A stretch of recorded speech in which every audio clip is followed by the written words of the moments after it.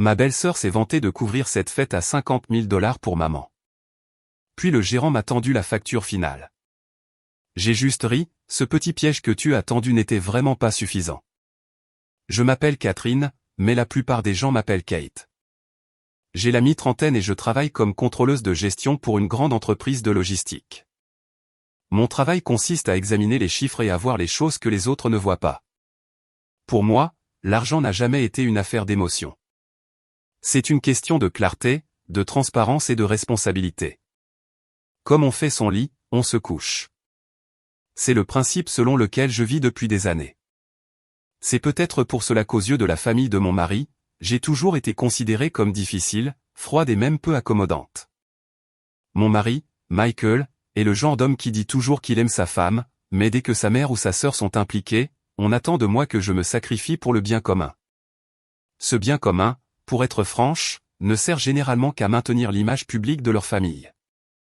Ma belle-mère, Eleanor, est une femme qui ne vit que pour les apparences devant les parents et les amis de ses cercles sociaux. Elle est l'image même de la matriarche gracieuse et aisée.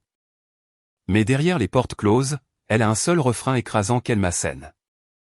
Une belle fille doit savoir comment maintenir la paix. Ma belle-sœur, Jessica, est, pour le dire simplement, le genre de personne qui vit pour la validation d'inconnus sur Internet.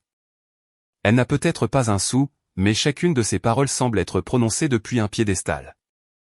Elle est accro à l'étalage, à la surenchère et surtout à ne jamais être surpassée en matière d'apparence. La fête des 65 ans de ma belle-mère a eu lieu au Creek Country Club, avec la salle de bal principale réservée pour plus de 200 invités. Parents et amis des deux côtés de la famille sont venus, en partie par respect et en partie par pure curiosité. Pendant des semaines, Jessica avait claironné la même chose partout. Cette fête, c'est entièrement moi qui m'en occupe. Je m'occupe de tout pour maman.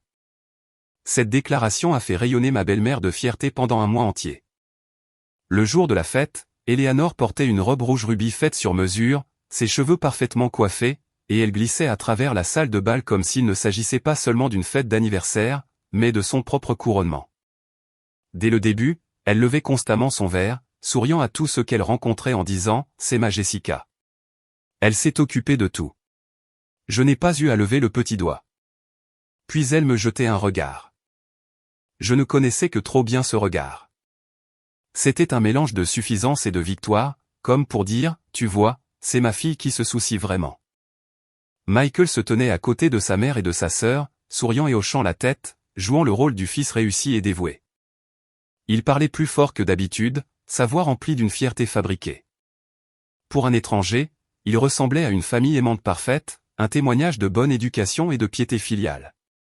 Seul moi, assise à une table dans un coin, observais tranquillement. Je ne buvais pas beaucoup, et je ne parlais pas beaucoup non plus. Je regardais comment Jessica se déplaçait de table en table, comment elle riait, comment elle se délectait de chaque compliment. Je regardais les vantardises sans fin de ma belle-mère et l'approbation enthousiaste de mon mari. Et je savais que cette fête ne se terminerait pas paisiblement, car 3 jours auparavant, j'avais découvert quelques détails très étranges. Des détails qui, une fois reliés, formaient un piège parfaitement tendu. Alors que les invités terminaient leur plat principal, l'atmosphère commença à se calmer. Les rires bruyants s'apaisèrent, remplacés par le tintement des verres et le léger grattement des couverts sur la porcelaine.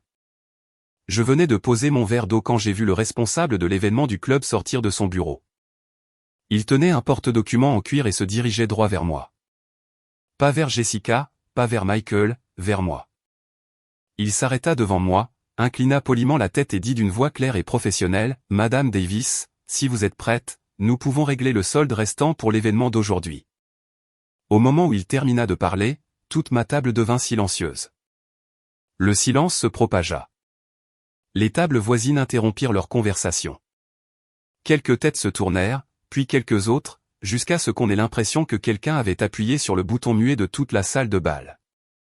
Ma belle-mère, qui tenait une coupe de champagne, se figea en plein geste. Michael tourna brusquement la tête pour me regarder, ses yeux écarquillés de choc pendant une fraction de seconde. Et Jessica. Je vis son visage perdre toute couleur, mais en un éclair, elle se ressaisit, feignant un air de confusion innocente. Je n'ai pas parlé tout de suite. J'ai pris la facture du porte-document, les parcourus du regard. Les chiffres étaient clairs. Ce n'était pas une surprise. C'était exactement ce que j'avais prédit. J'ai posé la facture sur la table et me suis levé lentement. J'ai regardé le gérant, puis je me suis tourné pour regarder chaque membre de la famille de mon mari. Mon regard s'est attardé le plus longtemps sur Jessica, puis s'est déplacé vers Michael, et enfin vers ma belle-mère. Personne n'a dit un mot. J'ai laissé échapper un petit rire sec, juste assez fort pour que les personnes à proximité l'entendent. Puis j'ai parlé, chaque mot clair et délibéré. Vous vous attendez vraiment tous à ce que je paie les 40 000 $ restants pour sauver cette mascarade pathétique? Personne ne bougea. Personne n'interrompit. Je les ai regardés droit dans les yeux, ma voix devenant glaciale. Vous n'êtes vraiment pas assez malin pour me piéger. Mes mots tombèrent au centre de la salle de bal silencieuse, et l'air sembla se contracter. Mais si vous deviez me demander pourquoi, à ce moment précis, je pouvais me tenir si droite et parler avec une telle conviction, je vous dirais la vérité.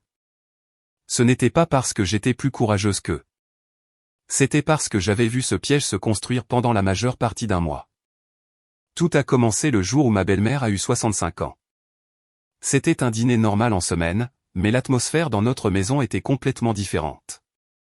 Dès qu'Eleanor s'est assise, elle a commencé à soupirer de façon dramatique, mentionnant à quel point l'anniversaire marquant de telle personne était extravagant, et que les enfants de telle autre personne avaient tant de succès. Puis elle a livré la dernière phrase, lourdement soulignée.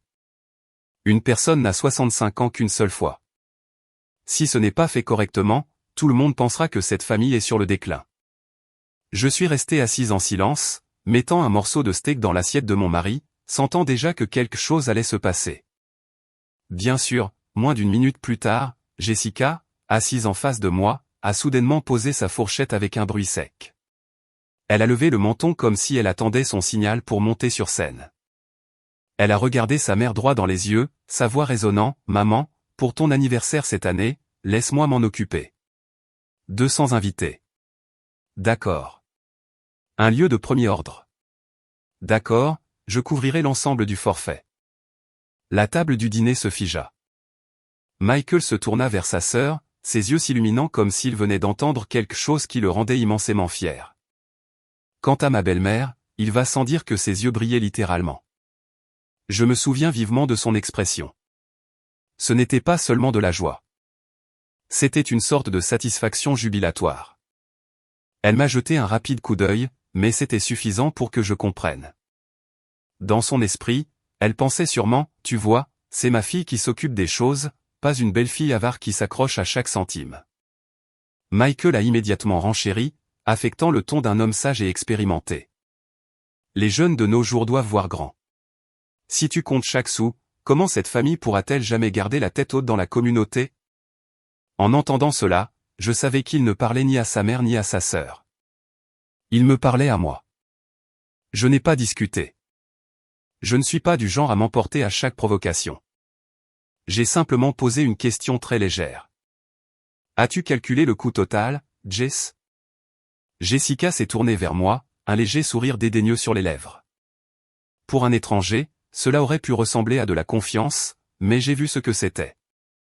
Plus de bravade que de substance. Elle a répondu nonchalamment, ne t'en fais pas pour ça, Kate. C'est mon affaire. Je maîtrise la situation. J'ai dit, rien de plus. Mais une écharpe de doute s'était déjà logée dans mon esprit. Les autres pouvaient la croire, mais pas moi. Jessica n'avait pas d'emploi stable. Un instant, elle était une influenceuse en ligne, l'instant d'après, une consultante en beauté. La plupart du temps, elle publiait des photos glamour d'elle-même dans des restaurants et des boutiques chères. Mais si vous lui demandiez son revenu réel, elle ne donnait jamais de réponse directe. Quelques mois plus tôt, elle m'avait demandé d'emprunter 1000 $, prétendant qu'elle était un peu à court avant l'arrivée d'un chèque de commission, puis a fait semblant d'oublier quand il était temps de le rembourser. Une personne comme ça qui propose soudainement de couvrir une fête à 50 000 $. Ces mots sonnaient faux à mes oreilles. Mais ma belle-mère était différente. Elle était à un âge où le statut social était plus important que l'argent. Après ce dîner, toute son attitude a changé. Elle se vantait auprès de tous ceux qu'elle rencontrait. Un jour, en rentrant du travail, je l'ai trouvée dans le salon au téléphone avec une cousine, riant si fort que ses épaules tremblaient. Ma Jessica, elle ne veut pas que je m'en mêle du tout. Elle a dit, l'anniversaire de maman est ma responsabilité. Je dois te rendre fier. Alors que je passais, elle a parlé encore plus fort. Intentionnellement, pour que je l'entende. Quelques jours plus tard, Jessica a emmené sa mère visiter le country club. Elles ont pris des photos sous tous les angles, la salle de bal, les arrangements de table, la toile de fond pour les photos, et les ont toutes publiées sur les réseaux sociaux avec des légendes vagues comme « préparatifs pour un jour très spécial pour la personne la plus importante de ma vie ». Parents et amis ont inondé les commentaires. Certains louaient Eleanor d'être si bénie. D'autres s'émerveillaient du dévouement de sa fille. Ma belle-mère lisait chaque commentaire avec un sourire étourdi, se comportant différemment à la maison, comme si la gloire de la fête lui avait déjà été accordée avant même qu'elle n'ait lieu. Seulement, je sentais un frisson grandissant. Dans mon domaine, traitant avec des vendeurs et des entrepreneurs toute l'année, je sais une chose avec certitude. On ne réserve pas une grande salle de bal dans un lieu prestigieux un week-end avec une simple promesse verbale. Il devait y avoir un acompte substantiel, et il ne serait pas bon marché. Je n'ai pas exprimé cela, mais j'ai commencé à prêter une attention plus grande. J'ai remarqué comment Jessica changeait rapidement de sujet chaque fois que les coûts étaient mentionnés. J'ai remarqué qu'à chaque fois qu'Eleanor demandait d'ajouter un nouveau plat ou d'améliorer le décor, Jessica riait fort et disait « Maman, ne t'inquiète pas. Je peux m'en occuper. » Les gens qui ont vraiment de l'argent n'en parlent pas tant. Seuls ceux qui n'en ont pas, mais qui veulent paraître comme s'ils en avaient, ont besoin de parler si fort. Puis, un après-midi, alors que j'étais à mon bureau, j'ai entendu par hasard un collègue de l'industrie événementielle mentionner ce même country club. C'était juste un commentaire en passant, mais c'était suffisant pour relier les points de mon soupçon. J'ai découvert plus tard que Jessica s'était démenée partout, empruntant un peu ici à un prêteur à taux d'intérêt élevé, reportant un paiement là pour rassembler les 10 000 $ d'acompte.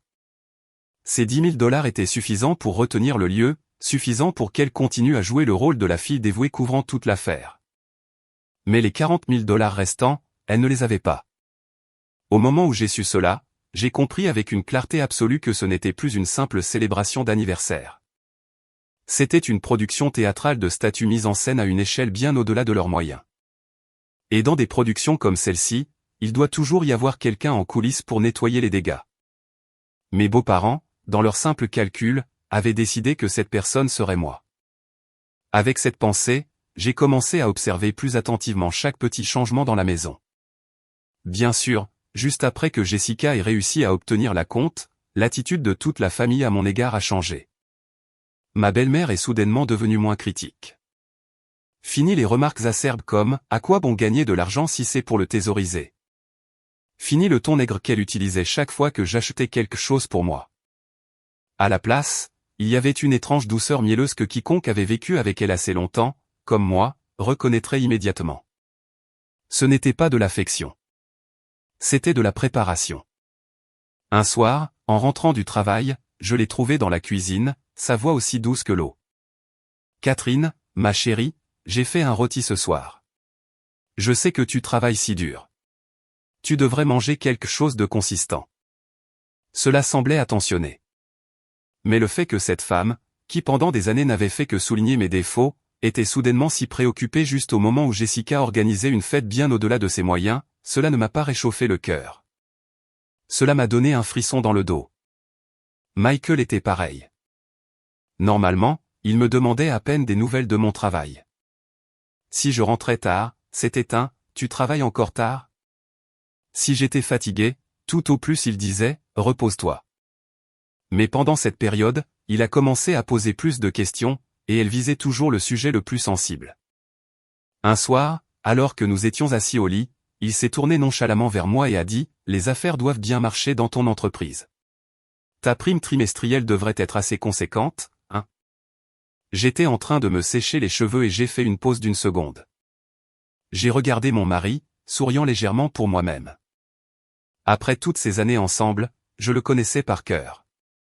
Michael ne s'intéressait à mes revenus que lorsqu'il avait déjà un plan pour les dépenser. Je n'ai pas répondu directement, j'ai juste dit « c'est dans la moyenne ». Il a marmonné « ah, d'accord ». Mais la lueur de déception dans ses yeux a confirmé mes soupçons. Quelques jours plus tard, ma belle-mère a commencé une nouvelle tactique, me louant à plusieurs reprises devant les autres.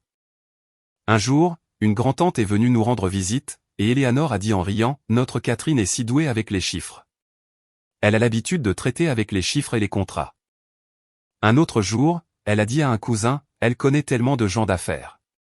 Quand il s'agit de paiement, de factures, de virements bancaires, personne n'est plus compétente qu'elle. Si vous ne prêtiez pas attention, vous penseriez qu'elle me complimentait, mais je savais mieux. » C'était sa façon d'implanter un rôle dans l'esprit de tout le monde, de sorte que le moment venu, ce serait la supposition par défaut que je devrais être celle qui s'en occupe. C'est ce qui rendait la chose si insidieuse. Ce n'était pas une demande directe. C'était le lentissage d'un filet. Au moment où vous réalisez que vous êtes pris, vous êtes entouré des yeux des autres, de leurs paroles, de leurs attentes. Mes beaux-parents avaient toujours fonctionné de cette manière. Ils évitaient la confrontation directe si possible, pour plutôt me manœuvrer dans une position où je n'aurais d'autre choix que d'assumer le fardeau. Ils savaient que j'étais une professionnelle, quelqu'un qui détestait le drame et les spectacles publics. En d'autres termes, ils pariaient que s'ils attendaient jusqu'à la dernière seconde possible, je prendrais sur moi et paierais juste pour maintenir la paix et l'ordre. Mais cette fois, ils se trompaient. J'étais en état d'alerte. Je n'ai pas fait de scène ni interpellé personne. J'ai simplement observé et sondé, petit à petit. Un après-midi, alors que Jessica et moi étions seuls à la maison, elle était dans le salon en train de se faire les ongles, les pieds posés, fredonnant une chanson sur son téléphone. Je suis passé et j'ai demandé comme si c'était une pensée après coup, « Alors, où en es-tu avec le reste du paiement ?» Au moment où j'ai demandé, sa main, tenant le petit pinceau de vernis, a légèrement vacillé. C'était une hésitation minuscule. Mais pour quelqu'un comme moi, habitué à lire des feuilles de calcul et des expressions faciales, c'était un signe révélateur. Elle a levé les yeux, le front plissé pendant une seconde avant de lancer sèchement, « Je t'ai dit que je m'en occupais. Pourquoi tu continues de demander ?» Je suis resté là quelques secondes de plus, la regardant droit dans les yeux. Si elle avait vraiment tout en ordre, elle n'aurait pas réagi comme si j'avais touché un point sensible. Ce genre de colère soudaine était un signe clair. Derrière sa façade confiante se cachait un trou profond qu'elle cherchait désespérément à dissimuler. Je n'ai pas discuté. J'ai juste fait un signe de tête non engagé et je suis allé dans ma chambre. Mais à partir de ce moment, une seule pensée s'est solidifiée dans mon esprit. Jessica était loin d'avoir l'argent, et moins elle en était certaine, plus elle devait parler fort. Cette nuit-là, mes soupçons se sont transformés en faits froids et durs. Je travaillais tard dans mon bureau à la maison, et vers 23 heures, je suis allé sur le balcon pour rentrer des vêtements que j'avais laissés sécher. J'ai entendu la voix de Michael depuis le couloir. Il était au téléphone, parlant à voix basse, ne voulant clairement pas être entendu. J'ai instinctivement ralenti mes pas et je me suis tenu juste derrière la porte de notre chambre. Au début, je n'ai attrapé que des brides comme « Oui, je sais. Ne panique pas. » Puis sa voix est devenue un peu plus claire, et il a dit une seule phrase qui m'a glacé le sang. « Tiens bon jusqu'à la fête. Quand la facture arrivera, si tu es à court, je parlerai à Kate. » Je suis resté figé derrière la porte. Je n'avais pas besoin d'entendre un mot de plus. Je savais exactement qui était à l'autre bout du fil. Pas sa mère, pas un ami. Ça ne pouvait être que Jessica. Le sentiment à ce moment-là est difficile à décrire. Ce n'était pas une surprise totale, car je le soupçonnais déjà, mais quand un soupçon est confirmé par les propres mots de votre mari, cela fait toujours mal d'une manière unique. Mon cœur ne s'est pas emballé. Au lieu de cela, un frisson s'est installé au plus profond de moi. J'ai tout compris. Ils n'avaient aucune intention de tenir leurs promesses. Tout ce dont ils avaient besoin, c'était que la fête soit assez grande, assez glamour, pour donner à Eleanor son moment de gloire. La facture restante. Ils prévoyaient de me la refiler à la toute dernière minute. J'ai entendu Michael continuer, sa voix teintée de l'irritation de quelqu'un qui essaie de calmer un enfant stupide mais gênant. Oui, je sais. Mais ne dis rien à maman pour l'instant. Plus il y a de drames, plus ce sera le bazar le jour J. Laisse juste les choses se faire. Quand il sera temps de payer devant tous ces gens, Kate n'osera pas laisser maman être humiliée. Cette phrase a été comme un couteau qui a tranché ce qui restait de mes sentiments. C'est donc ce que j'étais aux yeux de mon mari. Pas une épouse, mais une réaction prévisible. Une personne qui paierait automatiquement simplement pour éviter l'embarras public. Il n'a jamais pensé à me demander, jamais pensé à me respecter. Il calculait simplement comment me coincer, me forcer à faire ce qu'il voulait. J'ai reculé, rentrant silencieusement dans ma chambre et m'asseyant sur le bord du lit, les mains glacées. Je n'ai pas pu dormir cette nuit-là. Je suis resté là, fixant le plafond, écoutant le tic-tac de l'horloge, l'esprit d'une clarté déconcertante. Au fil des ans, j'avais été manœuvré par mes beaux-parents dans des situations où je devais endurer, faire des compromis, payer, pour maintenir la paix.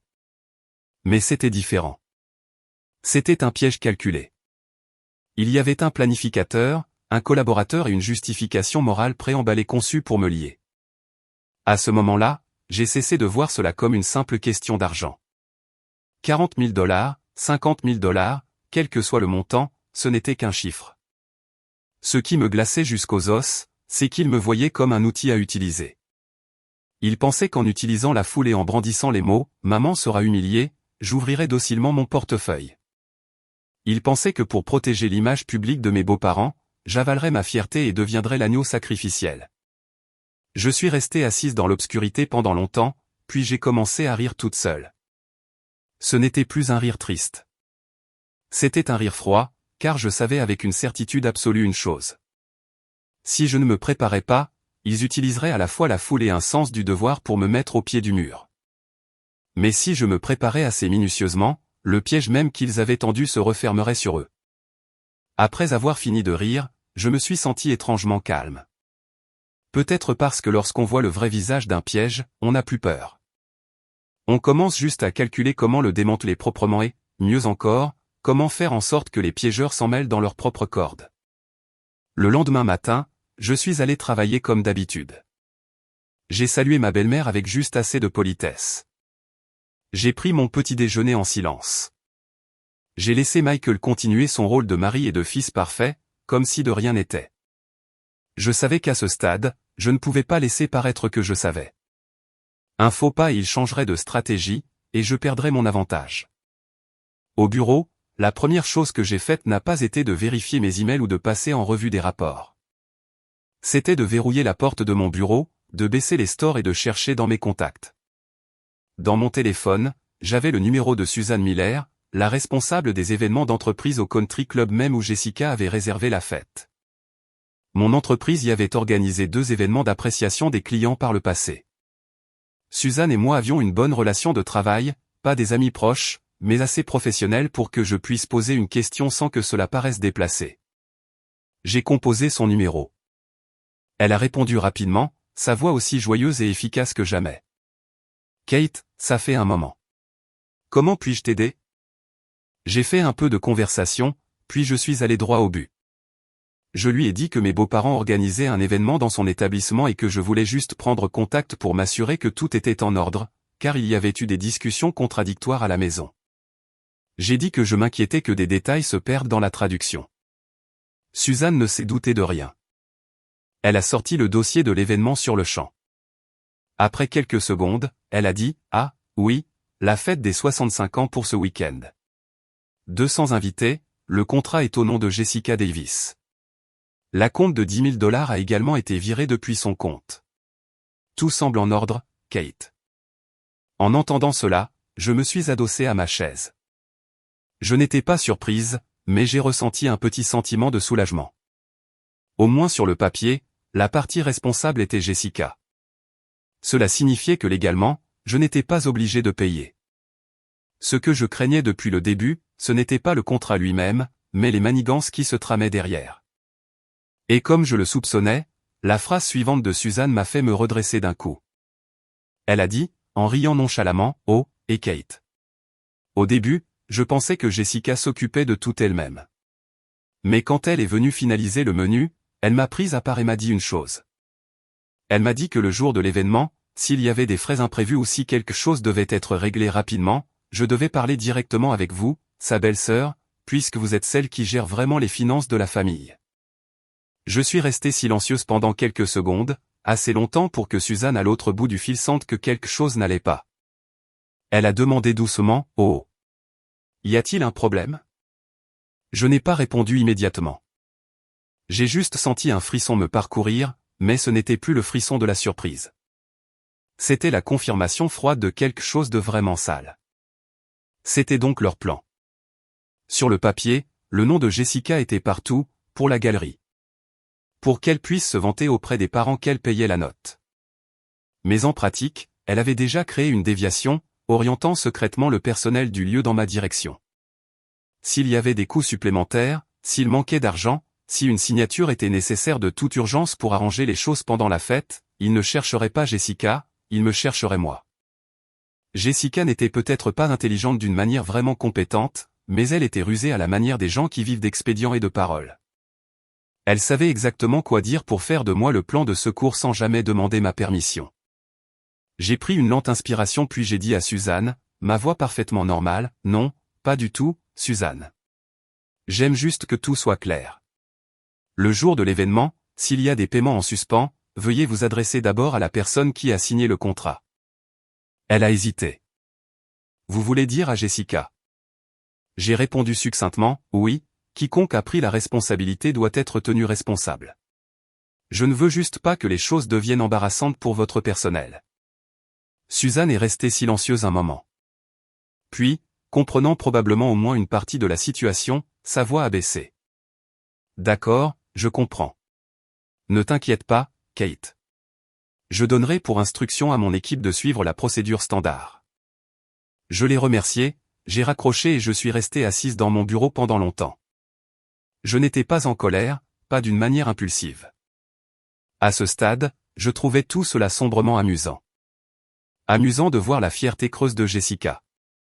Amusant de voir avec quelle fluidité Michael collaborait avec sa sœur, comme si tromper sa femme était la chose la plus naturelle du monde. Et amusant de voir mes beaux-parents, qui parlaient toujours de famille et de loyauté, mais qui me traitaient comme un portefeuille ambulant dès que l'argent était en jeu. Pendant ce temps, à la maison, les choses devenaient de plus en plus flagrantes. Ma belle-mère était sur un nuage, extatique. Elle était constamment au téléphone avec des parents, des amis, et même de vieilles rivales avec qui elle aimait rivaliser. Une fois, j'ai traversé le salon et je l'ai entendu claironner au téléphone, cette famille est si unie. Du début à la fin, personne d'autre n'a eu à lever le petit doigt. Ma Jessica a dit, maman, tu n'as qu'à t'asseoir et profiter. J'ai dû me diriger rapidement vers la cuisine, car si j'étais resté une seconde de plus, j'aurais craint d'éclater de rire juste devant elle. Unie. Personne n'a eu à lever le petit doigt. Plus elle se vantait, moins Jessica avait d'échappatoire, et moins elle en avait, plus ils essaieraient désespérément de me faire intervenir pour sauver la situation. J'ai commencé à voir les choses sous un angle différent. Par le passé, chaque fois que mes beaux-parents me poussaient à céder, je pensais qu'il était plus facile de laisser tomber. Mais cette fois, j'ai compris quelque chose de plus profond. Pour des gens comme ma belle-mère et Jessica, leur obsession des apparences n'était pas seulement une mauvaise habitude. C'était une addiction. Elles étaient prêtes à dépenser bien au-delà de leurs moyens juste pour recevoir quelques mots d'admiration. Et comme tout toxicomane, elles auraient toujours besoin d'un bouc émissaire pour payer le prix de leur euphorie. Michael continuait à jouer le rôle du mari raisonnable, un rôle que j'avais vu bien trop de fois. Il ne mentionnait plus directement ma prime trimestrielle. Au lieu de cela, il a commencé à utiliser une approche plus douce et plus détournée. Un soir, alors que je pliais du linge, il était adossé à la tête de lit et a dit d'une voix très douce, « C'est une fête unique dans une vie pour maman. Kate, je sais que tu n'as pas été heureuse dernièrement, mais n'envenimons pas les choses.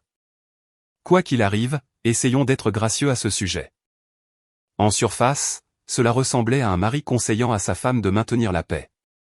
Mais je savais mieux. Ce n'était pas un conseil.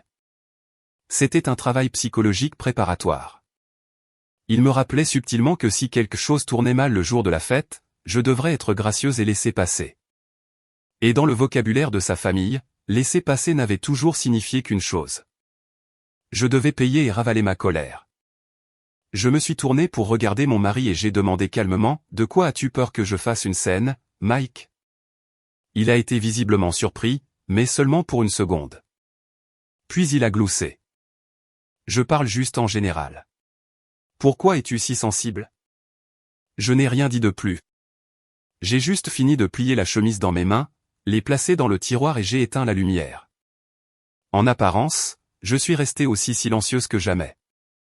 Je les ai laissés penser que j'étais juste de mauvaise humeur, que je ne savais rien, et qu'à la dernière minute, je serais poussé dans la direction qu'ils voulaient. Mais seul moi savais que depuis cet appel avec Suzanne, j'avais établi un principe très clair dans mon esprit. C'était un principe court, mais suffisant pour m'empêcher de fléchir à nouveau. Celui qui veut la gloire paie le prix. À partir de cette nuit-là, je n'ai plus dit un mot à personne sur l'argent ou la fête. J'ai continué à aller travailler à l'heure, à dîner avec la famille quand j'étais à la maison, et à écouter les vantardises de ma belle-mère et les paroles vides de Michael comme si de rien n'était. Mais sous cette apparence calme, je regardais avec une clarté parfaite comment il s'enfonçait de plus en plus profondément dans le trou qu'il creusait. À mesure que le jour de la fête approchait, les dépenses de Jessica devenaient plus extravagantes. Initialement, c'était juste le forfait standard pour 200 invités. Puis elle a opté pour un menu plus cher, disant qu'il serait embarrassant de servir aux invités de sa mère une nourriture médiocre. Ensuite, elle a insisté pour ajouter un fond de scène géant à LED, un bar à dessert, une cabine photo avec des tirages instantanés pour les invités, et a même amélioré le vin à chaque table, passant de la sélection maison à une étiquette plus chère simplement parce que ça faisait meilleur effet. Chaque fois, ma belle-mère non seulement ne l'arrêtait pas, mais elle l'encourageait. Elle disait d'un ton mi-fier, mi-excité, « Je ne fais ça qu'une fois dans ma vie. Si tu vas le faire, fais-le bien. » Les gens devraient entrer et être impressionnés. En l'entendant, j'ai juste ressenti une froideur en moi.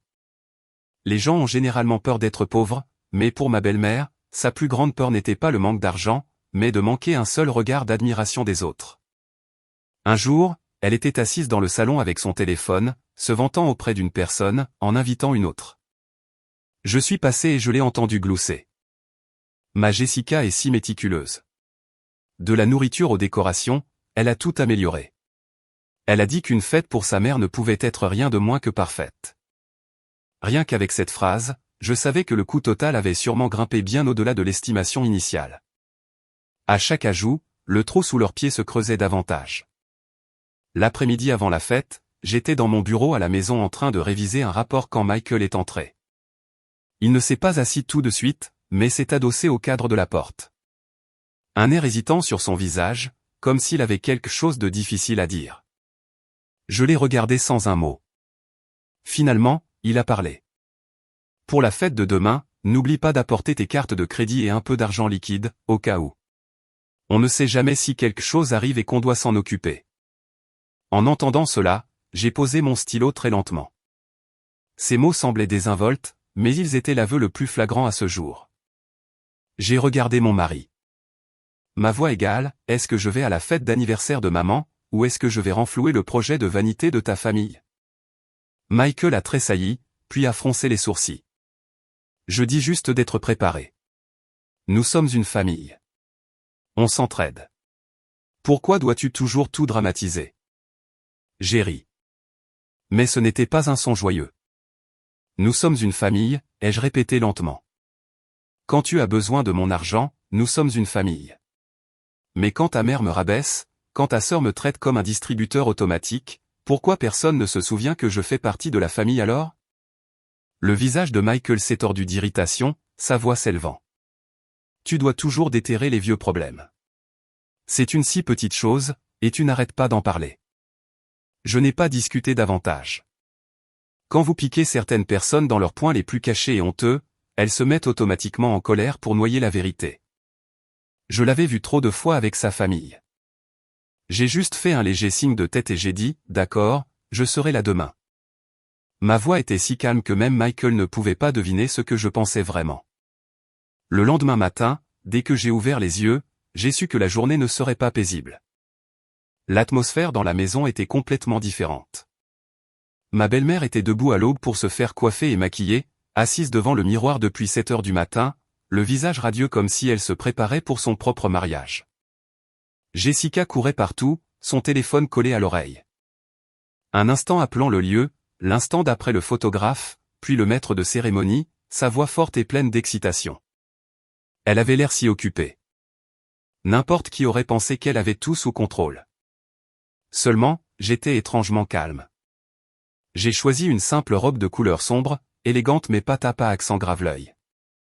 Je me suis maquillé sobrement, j'ai attaché mes cheveux en arrière et j'ai pris mon sac à main comme je le ferais normalement. Personne ne savait que dans mon sac ce jour-là, il n'y avait aucune des cartes de crédit sur lesquelles mes beaux-parents comptaient. Les seules choses que j'ai emportées avec moi étaient une tête froide et une mémoire assez vive pour ne pas me laisser jouer le rôle de payeur de dette pour quelqu'un d'autre. En sortant vers la voiture, ma belle-mère s'est retournée et m'a interpellé. Il y aura beaucoup de monde aujourd'hui, Catherine. N'oublie pas de te comporter de manière appropriée. Nous ne voulons pas que quiconque pense que la belle-fille de cette famille manque de grâce. Je me suis retourné et j'ai souri légèrement. Ne t'inquiète pas, Eleanor. Je sais exactement qui doit se tenir à carreau aujourd'hui. Mes mots l'ont fait hésiter un instant, mais elle s'est contentée de froncer les sourcils et n'a pas insisté.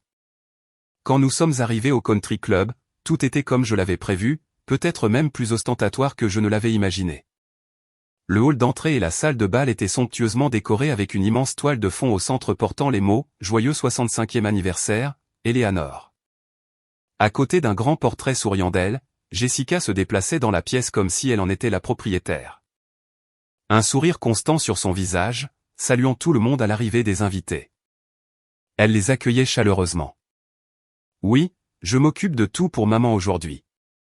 En entendant cela, le visage d'Eleanor s'épanouit comme une fleur. Et Michael, debout à côté d'elle, ne pouvait cacher sa fierté. Je me suis assise à ma table assez tôt, observant tout sans dire grand-chose. J'ai remarqué que si le rire de Jessica était fort, au fur et à mesure que la soirée avançait, ses yeux commençaient à balayer la pièce plus fréquemment. Un étranger ne le remarquerait pas, mais pour moi, c'était le signe clair de quelqu'un qui attendait une crise qu'elle savait ne pas pouvoir gérer. Michael était pareil. Il saluait les invités et engageait la conversation. Mais de temps en temps, il jetait un regard rapide et nerveux vers la réception et la zone où se tenaient les gérants. La fête a progressé. Les invités ont mangé et bu à leur faim, et un chœur de louanges et de vœux a rempli l'air. Ma belle-mère passait le meilleur moment de sa vie, les jours rougis par le vin et la joie pure. Jessica jouait le rôle de la fille dévouée à la perfection. Si vous ne le saviez pas, vous l'auriez applaudi. Et puis, à ce moment précis, juste au moment où le dessert était servi et que le bavardage commençait à se calmer, le responsable de l'événement est sorti avec son porte-documents. Il a balayé la pièce du regard, a fait une pause de quelques secondes, puis s'est dirigé directement vers ma table. Je l'ai vu clairement de l'autre côté de la pièce. Au moment où Jessica l'a vu, son visage est devenu pâle. La main de Michael s'est figée en l'air. Le gérant s'est arrêté devant moi, a incliné poliment la tête et a dit d'une voix claire et professionnelle, « Madame Davis, si vous êtes prête, nous pouvons régler le solde restant pour l'événement d'aujourd'hui. » J'ai lentement levé les yeux. Toute la salle de bal avait commencé à se tourner et à regarder. La main d'Eleanor était figée. Jessica feignait la confusion. Michael me regardait fixement, ses yeux suppliants, exigeant que je comprenne ce que j'étais censé faire. J'ai pris la facture, les regardé et les posé sur la table. Puis je me suis levé lentement, regardant chacun de leurs visages, la famille de mon mari. J'ai laissé le silence dans la salle de bal s'approfondir, puis j'ai parlé. Ma voix était assez claire pour que chaque mot soit entendu. Vous vous attendez vraiment tous à ce que je paie les 40 000 $ restants pour sauver cette mascarade pathétique? Vous n'êtes vraiment pas assez malin pour me piéger. L'atmosphère dans la salle de bal ne s'est pas seulement brisée, elle a volé en éclats. Mais étrangement, plus les regards se tournaient vers moi, plus ma tête devenait claire. Peut-être parce que j'avais anticipé ce moment précis depuis des jours. Je n'étais plus surprise, plus en panique, et certainement plus dans l'habitude d'avaler mes griefs comme je l'avais fait tant de fois auparavant. J'ai repris la facture, tournant les pages lentement. Le bruissement du papier était fort dans le silence de mort de la pièce. J'ai lu à voix haute, assez fort pour que les tables voisines entendent. Total 52 450 $. Acompte payé 10 000 $. Solde restant 42 450 $. Est-ce correct? Le responsable de l'événement, debout devant moi, était visiblement décontenancé mais a tout de même hoché la tête. Oui, c'est correct, madame. J'ai posé la facture et je me suis tourné pour regarder directement Jessica. Elle se tenait à moins de 3 mètres, le visage rigide, bien qu'elle essayait toujours de forcer un sourire. J'ai demandé, ma voix complètement normale. Si normale que n'importe qui pouvait voir que je lui donnais une dernière chance de se sauver. Tu as dit que tu couvrais tout le forfait, Jess. Alors vas-y et règle le reste. Jessica s'est figée pendant plusieurs secondes. Je l'ai vue déglutir difficilement. Mais quelques instants plus tard, fidèle à elle-même, pour quelqu'un qui vivait par ses mots, elle a réussi un faible rire. Elle s'est tournée vers les gens de la table voisine comme pour prendre courage, puis a dit à voix haute, « Oh, allons, Kate. C'est toi qui as travaillé avec le club sur les détails. Pourquoi ne le paies-tu pas d'abord, et je te virerai l'argent plus tard ?» J'ai éclaté de rire.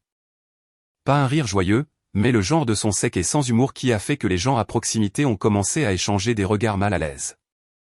Je l'ai regardé. Travailler avec le club? De quoi diable parles-tu? Au moment où j'ai demandé, les tantes et les oncles des tables voisines ont commencé à chuchoter. Certains ont froncé les sourcils tandis que d'autres se sont redressés, avides d'entendre chaque mot.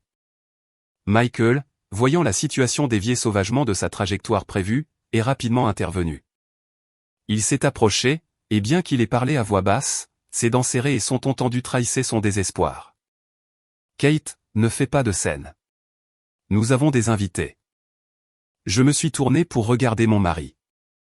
Cet homme, même à un moment comme celui-ci, ne se souciait que de perdre la face. Je lui ai demandé, sans prendre la peine de baisser la voix. « Tu as peur de perdre la face? Alors dis à ta sœur de payer la facture. Je n'ai jamais accepté de couvrir ça. » Cette déclaration a été comme une gifle invisible à travers la salle de bal. Ma belle-mère, assise à la table principale, la main tenant toujours un verre, a vu son expression changer complètement. Elle s'est levée de sa chaise, les pieds raclant bruyamment le sol. Bien qu'elle soit visiblement secouée, elle a essayé de maintenir sa contenance de matriarche devant les parents. Elle m'a regardé, la voix tendue. « Catherine, ça suffit. C'est une affaire de famille. Paie pour l'instant et nous réglerons ça à la maison. Aujourd'hui, c'est mon jour spécial. » Je l'ai regardé. Si cela avait été il y a quelques années, son plaidoyer sur son jour spécial aurait suffi à me faire grincer des dents et à sortir ma carte de crédit. Mais pas ce jour-là. Ce jour-là, tout ce que je pouvais voir, c'est que son prétendu jour spécial était bâti sur un fondement de tromperie et de calcul par son propre fils et sa propre fille. Je l'ai interrompu dès qu'elle a fini de parler. « Non, je ne paie pas. La personne qui a fait la promesse est la personne qui paie. » Pour la première fois de toutes mes années en tant que belle-fille, je lui avais parlé si crûment et juste devant tous nos parents. Je pouvais entendre la froideur dans ma propre voix. Ce n'était pas un acte d'agression. C'était le son de quelqu'un qui était trop épuisé pour enrober la vérité pour qui que ce soit. Immédiatement après, une vague de chuchotements a parcouru les tables. Les gens à proximité ont commencé à se demander les uns aux autres à voix basse. Une tante s'est même penchée vers sa voisine et a dit sans prendre la peine de couvrir sa bouche, « Attends, alors qui était censé payer ?» Un oncle a froncé les sourcils, regardant fixement Jessica. La salle de bal qui avait été si festive quelques instants auparavant était maintenant remplie d'un silence tendu et gênant, ponctué seulement de chuchotements. C'est alors que le visage de Jessica est devenu vraiment pâle. Pas la pâleur feinte d'avant, mais un blanc véritablement cadavérique. Ses yeux passaient de sa mère à son frère, puis à moi. Je savais qu'elle paniquait parce que le scénario avait complètement déraillé. Elle avait supposé qu'au moment où le gérant s'approcherait de moi devant tout le monde, je comprendrais mon rôle et paierais pour sauver l'image de la famille. Elle n'avait jamais imaginé que j'oserais me lever et la dénoncer si publiquement. Quant à Michael, il avait perdu tout son sang-froid initial. Les veines de ses tempes battaient. Ses lèvres étaient pincées en une fine ligne. Et ses yeux n'arrêtaient pas de passer de moi au gérant, puis aux tables des parents. Je savais exactement ce qu'il ressentait. Il ne s'inquiétait pas pour moi ou sa mère. Il était terrifié à l'idée que leur pièce de théâtre soigneusement construite s'effondre devant un public en direct. Le responsable de l'événement se tenait là, piégé. Il m'a regardé, puis a regardé Jessica, comme s'il attendait que quelqu'un assume enfin la responsabilité. Je suis resté debout près de la table, une main posée sur la facture, ressentant un sentiment de calme qui me surprenait même. Je n'ai rien dit de plus. J'en avais assez dit. Le prochain mouvement n'était pas à moi de le faire. C'était à ceux qui avaient si bruyamment revendiqué les feux de la rampe. Ma belle-mère a regardé de moi à Jessica, puis à Michael. Pour la première fois, j'ai vu une étrange nouvelle émotion vaciller dans ses yeux. Ce n'était pas tout à fait une prise de conscience, mais ce n'était certainement pas l'éclat fier qu'elle avait eu au début de la soirée. Et Jessica, ses lèvres se sont mises à trembler. Elle a essayé de déglutir, de sourire, mais plus elle essayait, plus son visage trahissait sa panique totale. Et à ce moment-là, alors que toute la salle commençait à réaliser que quelque chose n'allait vraiment pas, je savais une chose. L'image, le statut social que mes beaux-parents avaient si laborieusement construit pendant des semaines avait enfin commencé à se fissurer. Dès que Jessica a vu le vent tourner, elle a changé de tactique. N'étant plus figée sur place, elle a soudainement porté la main à sa poitrine, ses yeux clignant rapidement comme si elle était sur le point d'éclater en sanglots. Puis, dans le geste classique de quelqu'un qui a tort mais qui cherche désespérément à jouer la victime, elle s'est tournée vers moi, sa voix stridente dans la pièce silencieuse. « Tu fais ça exprès, n'est-ce pas? Tu essaies de gâcher l'anniversaire de maman. » Dès qu'elle a dit cela, quelques-uns des parents plus âgés à la table principale se sont tournés pour me regarder avec désapprobation. L'un a froncé les sourcils, un autre a soupiré, et quelques autres ont clairement montré leur mécontentement. Je connaissais bien cette réaction. Pour les étrangers qui ne connaissaient pas toute l'histoire, ils ne voyaient qu'une chose. Le jour spécial de sa belle-mère, la belle-fille refusait de payer, faisant une scène. Cela seul suffisait à leur faire penser que j'étais déraisonnable. Une tante du côté de ma belle-mère s'est penchée et a dit d'une voix basse mais audible, « Quoi qu'il en soit, vous devriez régler ça à la maison. Faire une scène devant tout le monde comme ça, ce n'est tout simplement pas correct. » Un autre oncle a secoué la tête avec un air de dégoulasse. Jessica, voyant quelques regards sympathiques, s'est immédiatement sentie encouragée. Elle s'est mordu la lèvre, les larmes lui montant aux yeux, et a continué d'une voix étranglée et affligée. « J'ai travaillé si dur pour maman pendant des semaines, et maintenant au dernier moment, tu te lèves et tu dis des choses comme ça. Comment veux-tu que notre famille paraisse devant tout le monde ?» J'ai failli éclater de rire. Vraiment, plus elle était acculée, meilleur était son jeu d'actrice. Mais cette fois, je ne l'ai pas interrompue. Je suis restée là, silencieuse, la laissant parler, laissant les regards désapprobateurs de la salle s'intensifier. Je comprenais parfaitement. Pour démasquer un acteur, il faut le laisser surjouer son rôle. J'ai attendu qu'elle ait fini. Puis, j'ai lentement tendu la main, pris mon téléphone et ouvert une note que j'avais préparée plus tôt.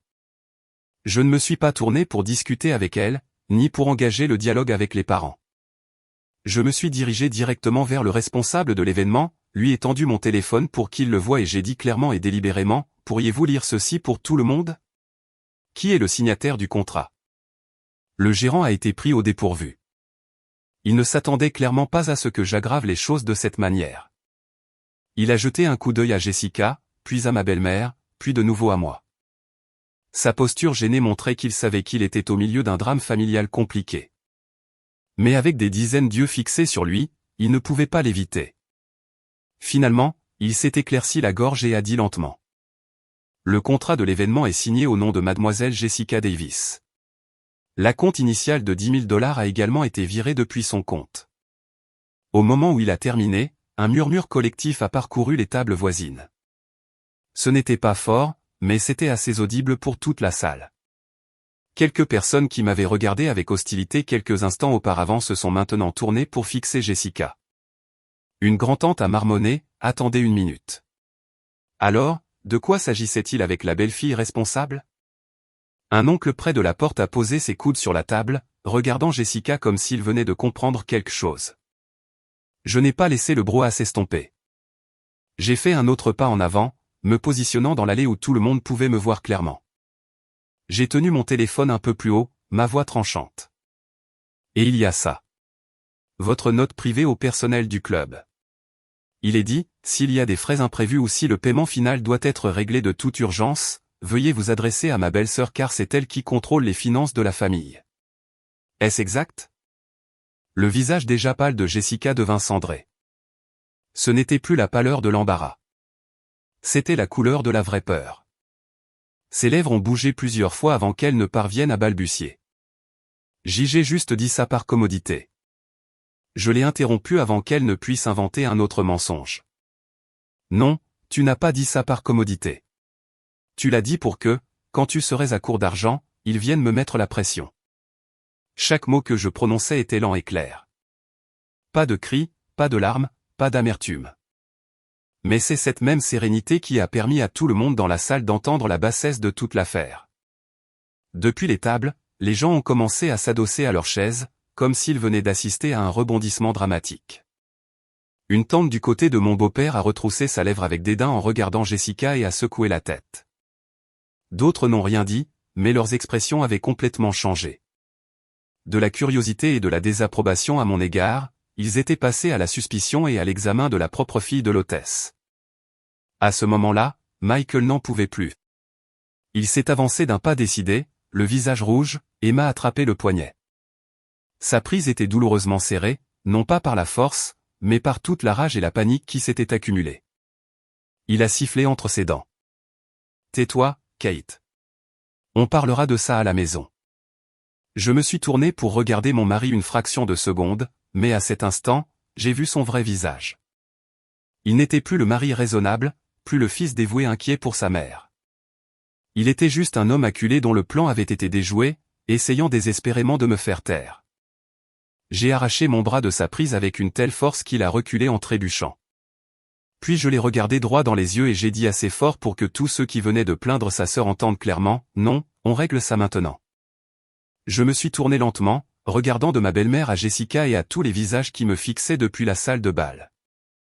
Puis j'ai dit quelque chose que, de toutes mes années de mariage, personne n'aurait jamais imaginé que j'oserais dire en public. Je ne suis pas le distributeur automatique de cette famille. La salle de bal est tombée dans un silence de mort, suffocant. Plus de tintements de cuillère. Plus de chaises qui bougent. Plus de chuchotements. Le silence était si épais que je pouvais entendre ma propre respiration. Ma belle-mère se tenait figée, sa main serrant une serviette, tremblante. Jessica était clouée sur place, les yeux écarquillés et vides. Et Michael, il me regardait comme si j'étais une parfaite inconnue. À cet instant, je savais que j'avais franchi la dernière ligne. Je n'étais plus la belle-fille silencieuse. Et une fois ce silence rompu, personne dans la famille de mon mari ne pourrait jamais le remettre en place. Au moment où mes mots ont atterri, Jessica a semblé comme si on lui avait coupé le souffle. Elle est restée figée au milieu de la salle de bal. Ses épaules se sont mises à trembler, puis elle a soudainement couvert son visage et a éclaté en sanglots. Mais j'ai tout de suite su que ce n'était pas l'effondrement complet de quelqu'un qui ressentait un véritable remords. C'était une performance, en partie une vraie panique, en partie un acte calculé conçu pour lâcher sa propre tension et susciter la sympathie. Elle a balbutié entre deux sanglots, Je voulais juste faire quelque chose de gentil pour maman. Je n'aurais jamais pensé que ça finirait comme ça. Je n'arrive pas à croire que tu aies envenimé les choses à ce point. » En entendant cela, quelques-uns des parents plus âgés près de l'avant de la salle ont commencé à prendre la parole, mais leur ton de réprimande n'était plus aussi ferme qu'avant. Une grand-tante du côté d'Éléanor a soupiré. « Eh bien, quel que soit le problème, il devrait être discuté à la maison. C'est un lieu public. » Un autre oncle a froncé les sourcils, regardant alternativement entre nous, et a ajouté, « Jessica était clairement en tort. Mais à ce stade, vous devriez essayer de vous entraider. » J'ai tout entendu mais je n'ai pas répondu tout de suite. J'ai juste regardé Jessica qui pleurait encore, puis les expressions vacillantes dans la salle. Je savais que c'était le moment où il serait le plus facile de céder. Les gens sont souvent comme ça. La vue des larmes leur fait oublier les actions qui les ont provoquées. Mais pas moi. Je n'avais pas oublié comment elle avait méticuleusement prévu de me refiler la facture. Et je n'avais certainement pas oublié la voix de Michael sur le balcon. Quand la facture arrivera, si tu es à court, je parlerai à Kate. Juste à ce moment-là, Michael s'est avancé, le visage rouge vif, la poitrine haletante. Il a déclaré à voix haute à toute la salle, comme pour essayer de reprendre son rôle d'homme de la maison. « Très bien, je vais payer. Tu es contente maintenant, Kate ?» La salle a bourdonné d'une nouvelle vague de chuchotements. Quelques personnes l'ont regardé comme si elles étaient soulagées de voir enfin un homme de la maison prendre les choses en main. Mais j'ai regardé mon mari droit dans les yeux, mon expression d'un calme glacial. J'ai demandé lentement, chaque mot distinct. « Avec quel argent, Michael ? Le tien ou le mien ?» La question a atterri juste au moment où il essayait de sauver sa fierté, et elle l'a frappé comme un coup physique. Son visage s'est rigidifié. Les parents autour de nous ont immédiatement commencé à échanger des regards. Une tante à une table près de la scène a marmonné juste assez fort pour que je l'entende. Attends, alors qui a payé pour les choses tout ce temps? Je n'ai pas laissé à Michael la chance de dévier ou d'offrir une réponse vague. J'ai fait un demi-pas en avant. Mes yeux toujours rivés sur les siens. L'hypothèque, les paiements de la voiture, les factures médicales de maman, qui les a payées? Dis-moi. L'air dans la salle de bal s'est épaissi. Je n'avais pas besoin de crier ou d'énumérer chaque grief. Ces quelques questions suffisaient, car c'était la vérité. L'appartement dans lequel nous vivions, les paiements mensuels, les fois où Eleanor avait été à l'hôpital et toutes les dépenses importantes du ménage, la grande majorité provenait de mon salaire. Michael n'était pas incapable de gagner de l'argent, mais son argent semblait toujours disparaître. Parfois, c'était un investissement avec un ami. D'autres fois, c'était pour une dépense professionnelle ou pour aider un peu Jessica. Celui qui devait toujours supporter le fardeau financier, celui qui empêchait leur ménage de s'effondrer, c'était moi. Michael a ouvert la bouche pour parler, puis l'a refermée. J'ai vu le muscle de sa mâchoire se contracter, ses yeux fuyants. Pour la première fois depuis des années, il ne pouvait pas trouver une seule répartie devant une foule. Non pas qu'il ait eu un quelconque sens de la honte, mais parce que la vérité était trop évidente. Discuter ne ferait qu'exposer davantage de qui il dépendait financièrement. Je me suis tourné pour regarder ma belle-mère. Eleanor était toujours debout, mais sa posture n'était plus aussi droite qu'elle l'avait été. Sa main serrait sa pochette fermement. Ses lèvres étaient pincées en une fine ligne. Son expression avait changé. Ce n'était plus seulement de la colère dirigée contre moi. Il y avait autre chose qui vacillait dans ses yeux. C'était le regard de quelqu'un forcé de faire face à une vérité qu'elle avait délibérément ignorée pendant des années. Elle a regardé Michael pendant un long moment, puis est revenue vers moi. Je savais que, au moins à ce moment-là, elle commençait à se poser une question qu'elle n'avait jamais envisagée auparavant. Était-il possible que la belle-fille qu'elle avait toujours critiquée pour être calculatrice était en fait celle qui soutenait toute leur famille? Mais je ne me suis pas arrêté là. La personne qui méritait d'être interpellée n'était pas seulement mon mari. Je me suis tourné vers Jessica. Elle pleurait encore, mais ses sanglots étaient plus discrets maintenant. Peut-être même qu'elle réalisait que plus de larmes ne la sauveraient pas. Je l'ai regardée droit dans les yeux. Ma voix froide et concise. Tu voulais organiser une grande fête pour être louée, Jess. C'est bien, mais tu dois la payer toi-même. Personne ne va te renflouer éternellement. La tête de Jessica s'est relevée d'un coup. Ses yeux n'étaient plus remplis de la douleur feinte d'une victime, mais d'une véritable colère venimeuse. La colère de quelqu'un qui avait l'habitude d'utiliser les larmes pour arriver à ses fins et qui, pour la première fois, trouvait son adversaire impassible. Ses lèvres ont bougé, mais aucun mot n'est sorti. Même elle savait qu'à ce stade, dire quoi que ce soit de plus ne lui apporterait que plus de honte. Depuis les tables voisines, la direction des regards avait complètement changé. Il y a un instant, la pression était sur moi, comme si j'étais celle qui ne savait pas se comporter le jour spécial de ma belle-mère. Mais maintenant, c'était différent. Les gens en avaient assez entendu pour comprendre que ce n'était pas seulement une fête d'anniversaire. C'était un spectacle de vanité qui était allé trop loin. Et derrière ce spectacle se cachait un stratagème pour refiler la facture à quelqu'un d'autre. Une tante qui m'avait conseillé plutôt de régler ça à la maison regardait maintenant Jessica en secouant la tête. Un oncle à la table voisine reposait son menton sur sa main, regardant Michael avec une déception non dissimulée.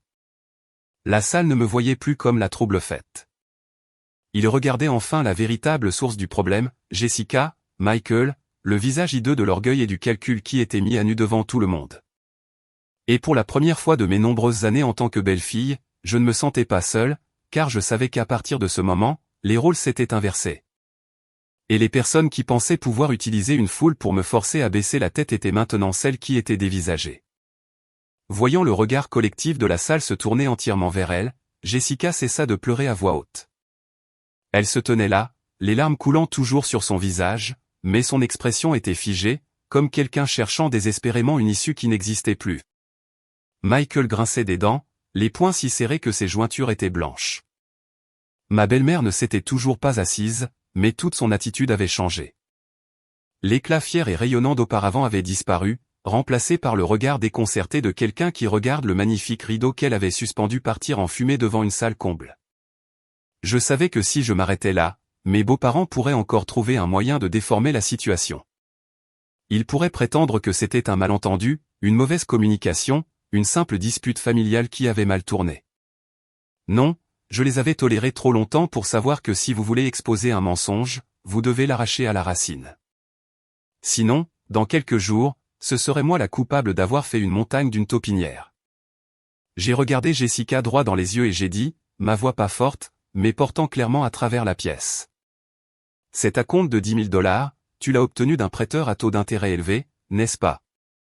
Au moment où je l'ai dit, Jessica a tressailli comme si elle avait été frappée physiquement. Ses yeux se sont écarquillés, sa bouche s'est ouverte, mais elle ne pouvait pas parler. La réaction a été si instantanée que seule une personne se tenant près aurait remarqué son plein impact. Mais pour moi, c'était plus que suffisant. Si ce n'était pas vrai, elle l'aurait nié immédiatement. Seule une personne frappée par la vérité précise qu'elle cachait se figerait comme ça. Les tables voisines ont éclaté en une nouvelle vague de chuchotements. Un oncle du côté de la famille s'est penché en avant avec attention. Une tante tenant un verre d'eau s'est arrêtée en plein geste. Je n'ai pas laissé à Jessica le temps de se reprendre. J'ai continué, chaque mot atterrissant lentement et délibérément. Il y a 3 jours, le prêteur a appelé mon numéro par erreur. Pensais-tu que je ne le découvrirais pas? À ce moment-là, les murmures avaient augmenté. Plus les chuchotements polis et retenus d'avant. Quelqu'un a lâché, mon Dieu, un prêt sur salaire? Une autre personne s'est tournée pour regarder ma belle-mère avec une expression de curiosité et de pitié mêlée. Le statut social qu'elle avait chéri toute la soirée s'effritait maintenant morceau par morceau à chaque mot que je prononçais. Jessica balbutia. Tu inventes ça? Qui t'a appelé? Mais sa voix avait perdu toute sa conviction. Plus elle niait, plus son visage trahissait sa panique. Je l'ai regardée sans sourire, sans élever la voix. J'ai juste parlé d'un ton égal. Si j'invente, pourquoi ton visage est-il si pâle? Si je mens, pourquoi n'as-tu pas été capable de me regarder dans les yeux de toute la soirée? Elle s'est mordu la lèvre, ses mains se tordant. Je savais qu'elle se préparait à une autre crise de larmes. Mais cette fois, personne ne serait si facilement influencé.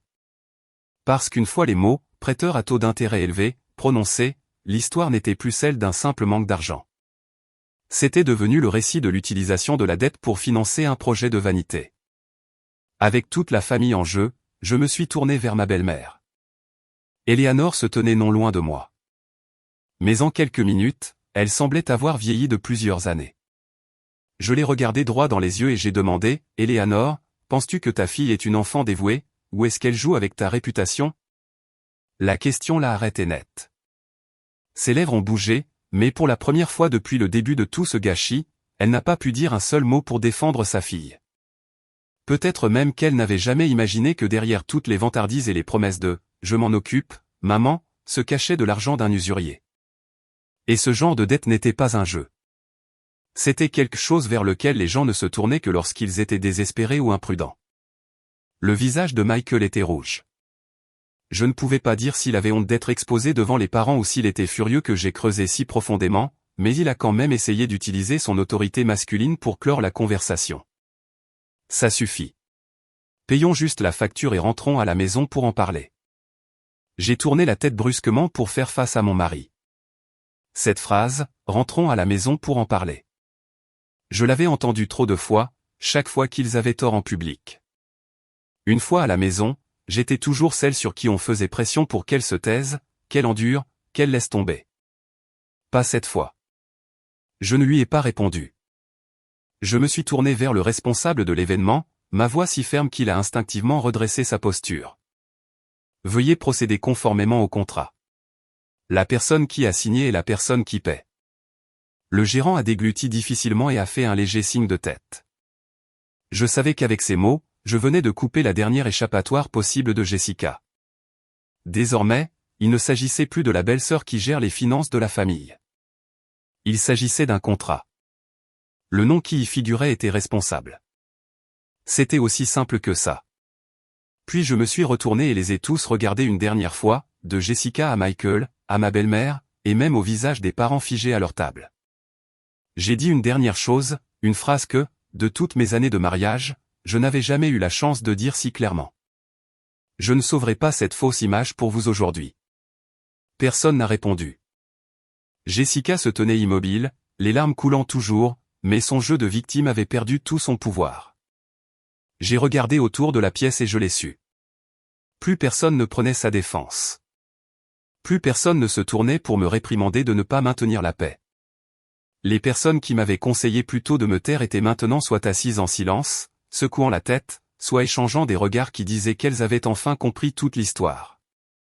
Ma belle-mère s'est lentement affaissée sur sa chaise.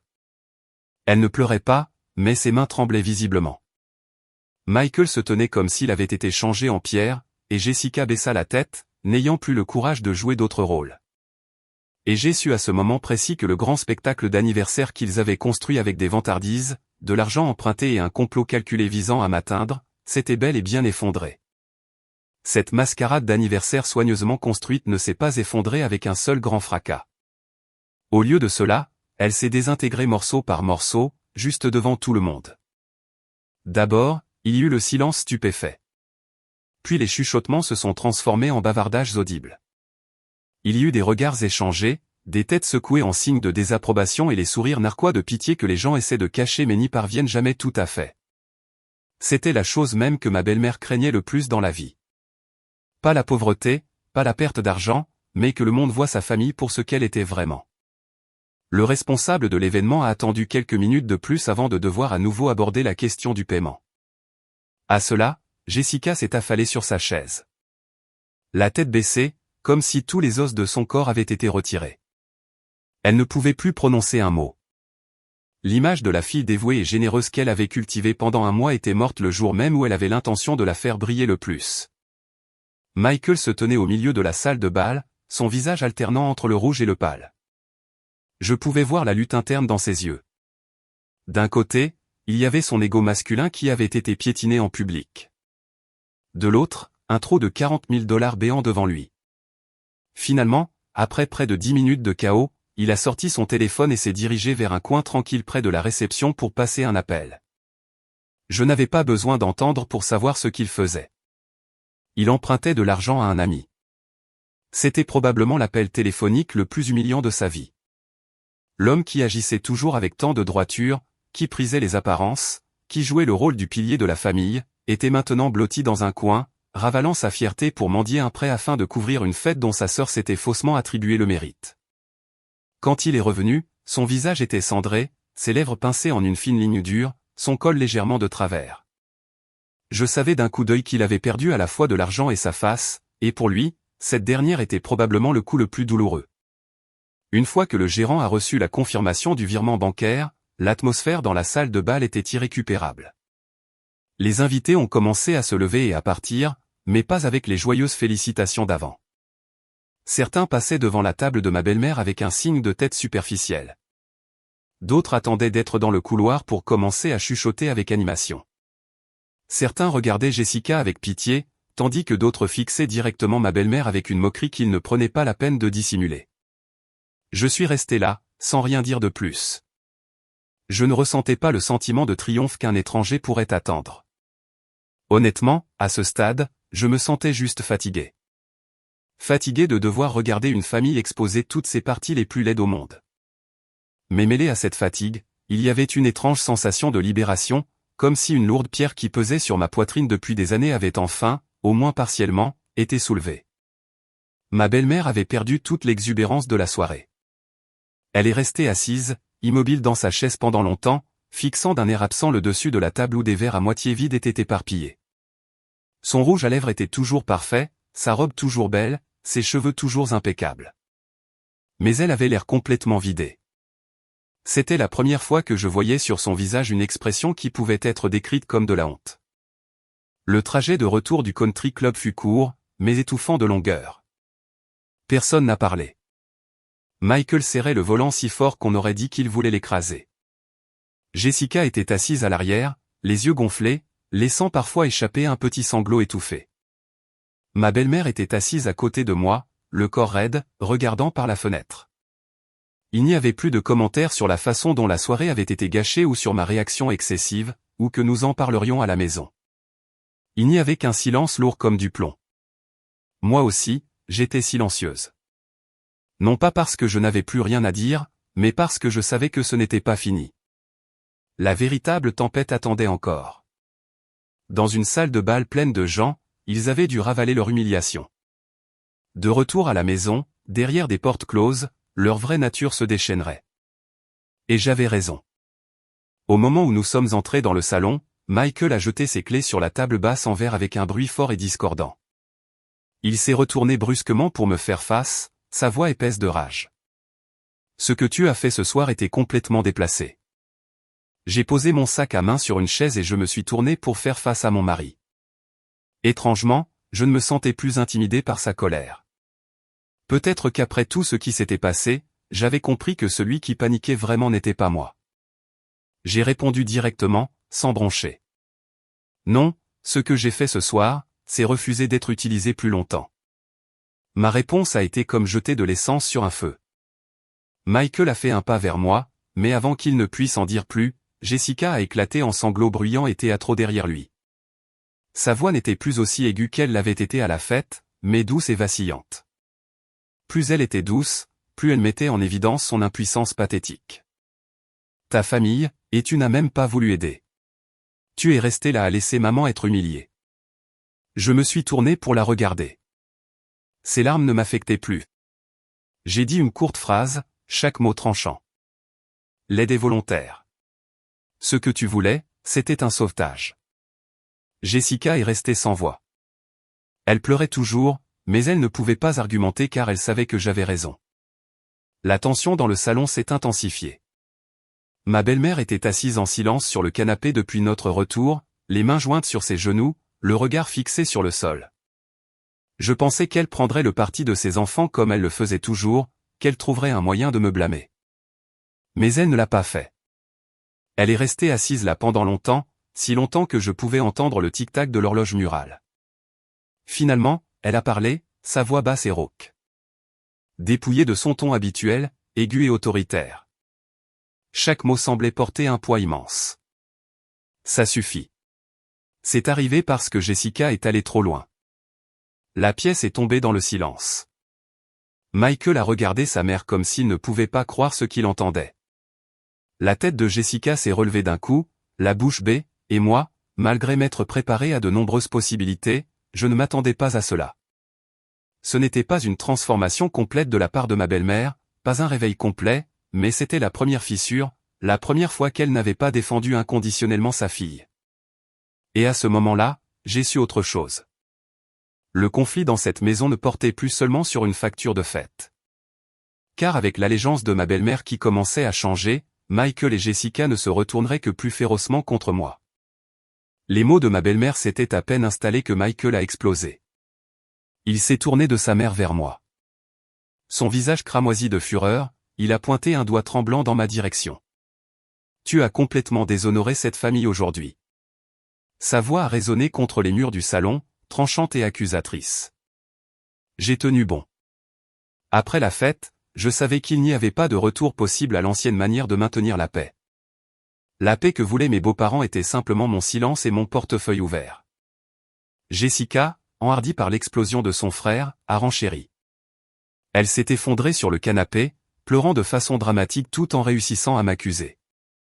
Si tu avais juste payé la facture en premier, tout se serait bien passé. Tu voulais m'humilier devant tout le monde. Me voir devenir la risée de tous doit te rendre très heureuse, n'est-ce pas? J'ai écouté, mon cœur se transformant en glace. Cette tactique, pleurer en attaquant, je l'avais vue d'innombrables fois de sa part. Chaque fois qu'elle avait tort, elle pleurait. Chaque fois qu'elle était démasquée, elle agissait comme si le monde entier était contre elle. Mais cette nuit-là, je n'avais plus aucune patience pour sa fausse victimisation. Je l'ai regardé droit dans les yeux et j'ai dit lentement, la personne qui t'a humilié, ce n'est pas moi. C'est ta propre bouche, qui a fait des chèques que ton compte en banque ne pouvait pas couvrir. Les mots ont fait mouche. Jessica s'est levée d'un bond, les yeux flamboyants, le visage rouge, l'air de vouloir se jeter sur moi. Mais avant qu'elle ne puisse bouger, Michael s'est interposé. Il ne s'est pas tourné pour demander à sa sœur si elle avait raison ou tort, ni n'a reconnu son propre rôle dans le fiasco. Il m'a juste fixé, sa voix dégoulinant de blâme. Tu es ma femme. Si tu ne peux pas soutenir ta propre famille, tu pourrais au moins ne pas nous enfoncer quand nous sommes à terre devant tout le monde. As-tu le moindre respect pour moi? J'ai laissé échapper un rire aigu et incrédule. Utiliser notre mariage comme un bouclier pour exiger que je paie les dettes de sa sœur. Qu'il puisse encore dire cela avec un tel aplomb était d'un culot stupéfiant. Je l'ai regardé droit dans les yeux, mon regard inflexible. Je suis ta femme, Michael. Pas un distributeur automatique pour que toute ta famille puisse y faire des retraits. Cette fois, même ma belle-mère n'a pas pu rester silencieuse. Elle s'est relevée du canapé, sa voix s'élevant, bien qu'elle manquât de son habituelle fermeté. Elle sonnait plus comme une confusion exaspérée. Pour l'amour du ciel, c'était ma fête d'anniversaire. Tu ne pouvais pas juste mettre de côté quelques dollars pour éviter tout ce drame? Tous les invités sont partis et vous vous disputez encore. Pensez-vous que cela en vaille la peine? Je me suis tourné vers elle. Par le passé, j'aurais peut-être choisi le silence. Mais cette nuit-là, j'ai vu clairement que mon silence ne faisait qu'alimenter leur irrationalité. J'ai répondu fermement. Si ce n'était que quelques dollars, pourquoi n'as-tu pas dit à ta fille de les payer elle-même? La pièce est retombée dans le silence. Ma question, bien que non criée, était comme une pierre jetée dans un étang tendu et immobile. Ma belle-mère s'est figée, son regard passant de moi à Jessica. Ce n'était plus un regard de protection absolue, mais un regard de questionnement, de suspicion et d'épuisement. Je savais qu'une fissure s'était formée dans sa certitude.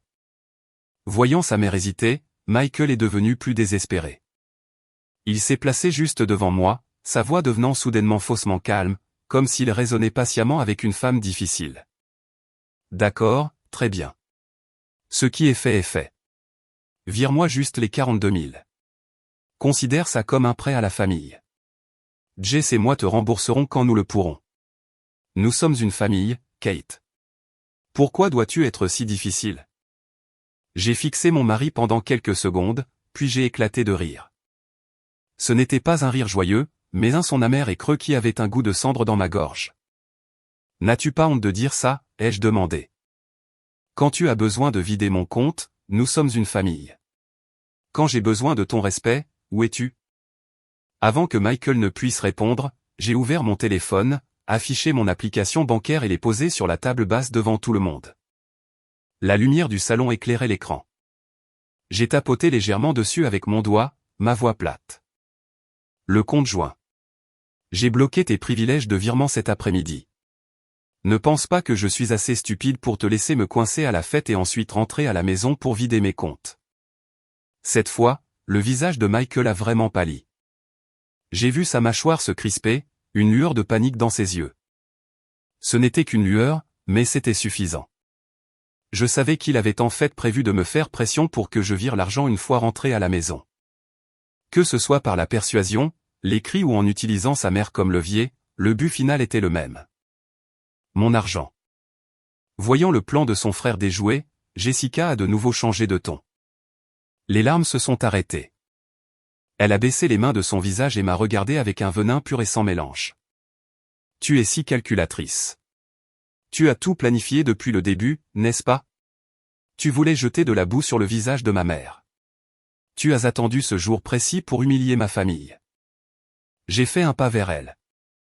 Pas rapide, pas agressif, mais c'était suffisant pour la faire reculer instinctivement d'un demi-pas. Je l'ai regardée droit dans les yeux et j'ai dit lentement, chaque mot délibéré, non. Je me suis préparé pour ne plus jamais me faire écraser par des gens comme vous. Juste au moment où je finissais de parler, nous avons entendu le crissement de pneus à l'extérieur, suivi de lourds pas de course sur l'allée. Avant que quiconque ne puisse réagir, quelqu'un a commencé à frapper à la porte d'entrée. La force des coups faisait trembler tout le cadre. Une voix d'homme rude, dégoulinant de menaces, a crié à travers la porte, « Jessica, ouvre. Le paiement est dû. Ne fais pas la morte là-dedans. » Toute la famille s'est figée. Le sang s'est retiré du visage de Jessica. Michael s'est précipité vers la fenêtre, tirant les rideaux comme si ne pas voir les hommes les ferait disparaître. Ma belle-mère a lentement tourné la tête vers sa fille, les yeux écarquillés d'un mélange de choc et de terreur. Et moi, debout au milieu de ce salon, je savais une chose avec une certitude absolue. Ce qui s'était passé au country club n'était que le lever de rideau. La vraie tempête ne faisait que commencer. Les coups sur la porte ont continué, implacables, comme si les hommes à l'extérieur étaient déterminés à l'enfoncer. Michael se tenait près de la fenêtre, le dos pressé contre le mur. Tandis que Jessica était figée au milieu de la pièce, son visage un masque de pure terreur. Ce regard de peur abjecte était tout ce dont ma belle-mère avait besoin pour savoir que ce n'était pas une erreur. Dehors, la voix d'un homme a de nouveau hurlé, plus fort cette fois, empreinte d'un ton grossier et brutal. Ouvre cette porte. Ne te cache pas. Ces 10 000 n'étaient que la compte. Si on n'obtient pas de solution ce soir, on s'installera sur ta pelouse demain pour que tout le quartier le voie. En entendant cela, les mains de ma belle-mère, qui serraient les accoudoirs de sa chaise, se sont mises à trembler violemment. Elle s'est tournée vers sa fille, sa voix se brisant. « À qui as-tu emprunté ? Combien ?» Jessica a ouvert la bouche, mais aucun son n'en est sorti. Elle a regardé son frère, ses yeux implorant de l'aide. Michael a immédiatement sauté sur ses pieds avec l'énergie frénétique de quelqu'un essayant de supprimer une vérité dévastatrice. « C'est juste quelques milliers, maman. Je vais m'en occuper. Ne t'inquiète pas. » Mais il avait à peine terminé sa phrase qu'un des hommes à l'extérieur a laissé échapper un rire rauque et a crié délibérément assez fort pour que les voisins l'entendent. « Quelques milliers ? Le principal et les intérêts portent le tout à 60 000 maintenant, et nous avons le contrat de prêt co-signé par un membre de la famille comme garant. Tu penses que tu peux t'enfuir ? » Ce chiffre, 60 000, a frappé la pièce comme un coup physique. Ma belle-mère s'est effondrée dans sa chaise. Elle ne s'est pas évanouie, mais la façon dont elle s'est écroulée était presque pire. Ses yeux étaient écarquillés, passant de son fils à sa fille comme si elle ne pouvait pas traiter ce qu'elle venait d'entendre. Ses lèvres ont tremblé pendant plusieurs secondes avant qu'elle ne parvienne à formuler une question. Était-ce ma fête d'anniversaire ou un piège que vous avez tendu pour ruiner toute cette famille ? Je suis restée silencieuse, n'intervenant pas encore. Il y a des moments où les gens ont besoin d'entendre le son de leur propre monde qui s'effondre avant de pouvoir vraiment se réveiller. Ce qui m'a le plus glacé à ce moment-là, ce n'était pas le chiffre de 60 000 $, mais l'expression sur le visage de Michael. Sa panique n'était pas celle d'un spectateur innocent. C'était la panique d'un complice sur le point d'être démasqué. La sueur sur son front, la façon dont ses yeux passaient de la porte au salon, tout criait une chose. Il était au courant de tout depuis le début. Acculée, Jessica a finalement craqué. Elle a hurlé. Un son brut de larmes et de désespoir.